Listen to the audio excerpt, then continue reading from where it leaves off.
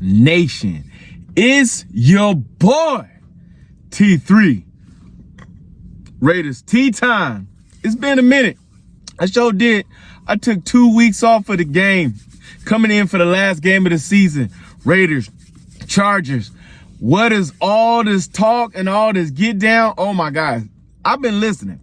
I ain't been watching, but I've been listening. But you know where we start at. Raider.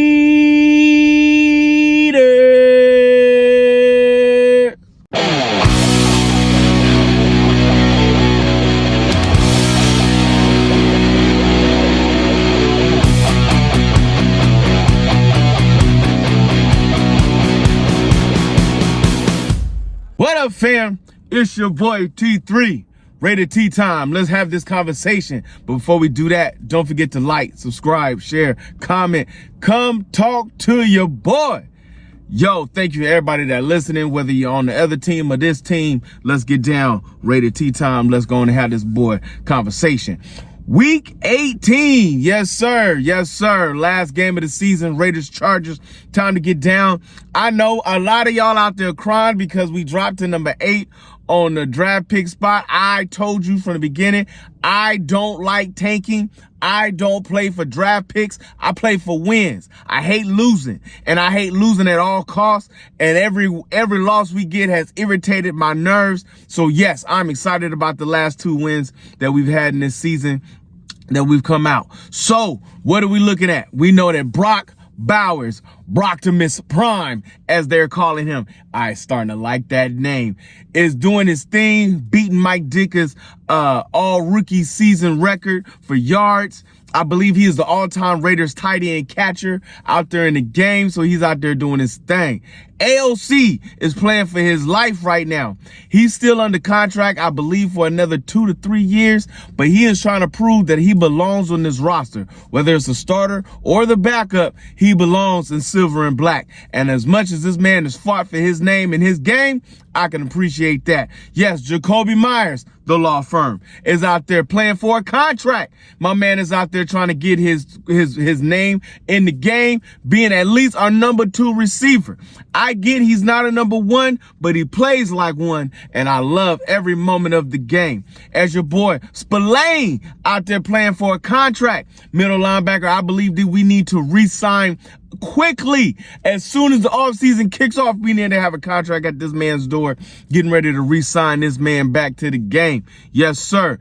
As we know, we got a couple of cats on the outside, on the defensive side of the ball, that's out there playing because they were brought in as backups, and they've been really showing his Clavon Chaisson, your man, out there with 5 sacks in the season, showing that he was a number 1 draft pick by the Jacksonville Jaguars a couple years ago, and that he has resurged his name back in the game. With your man Malcolm Kuntz out, it just shows that on that side of the ball, with Max Crosby coming back next year, as we know he's out on IR.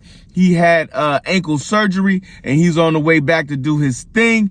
I also know that he does not also have guaranteed contract money coming up, and there's no way you let the Condor fly away out of here. So make sure we re-sign that man to a big-time contract, big-time things, because we know that's the face of the franchise. Mark Davis is not a fool. He ain't about to let that boy slide on out the building without some money in his pocket.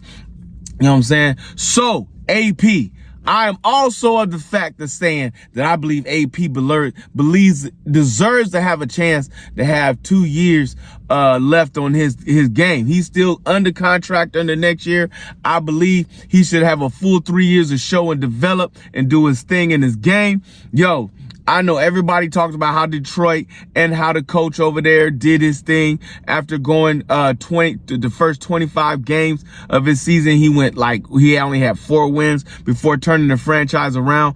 I believe showing what AP has done with the players still fighting, still going hard in the paint, still playing like they play. Yo, AP has got these boys balling the fudge out, and I believe he needs to come back next year to show what he has in the game. I know everybody was like, well, we ain't got Shedeur, we ain't got Cam Ward. I personally believe it's going to be the Texas quarterback, Ewers, or the Georgia quarterback Beck are the two quarterbacks that's going to be targeted by the Raiders coming up in this offseason. I believe we have a lot of things to get ready for. We have a large amount of draft picks, a lot of money to come and spend, but we'll talk about that in the offseason.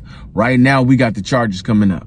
And there's nothing that makes me more happy than sending the Bolts home with a loss. I'm telling you right now, it brings my heart fluttering. It brings my joy to the top of the bubbles. Yes, they are in the playoffs, but a win or a loss can determine what part of the playoffs they play and who they face. And what better way to send them off in the place is to give them the worst seed in the playoffs, as well as send them into the playoffs with a loss so they can get another loss. So you know how I feel about that. So you know what's going to be happening. You know what we're about to do. We're about to really watch this game and evaluate the name of the game. McCormick, I believe, was the running back that got hurt, that was doing his thing. But your boy Abdullah in the last game, 115 yards rushing. Our offensive line is slowly coming together, gelling like they're supposed to. I believe, and when I will talk about it in the offseason, I don't want to get into the offseason yet because there's still a game to play, but there's a lot of things I believe that's going to happen this offseason. And if you're really, really a Raider fan, you hoping along with me. But until then, my friends, you'll see your man once again. So you know where we start at with Ray.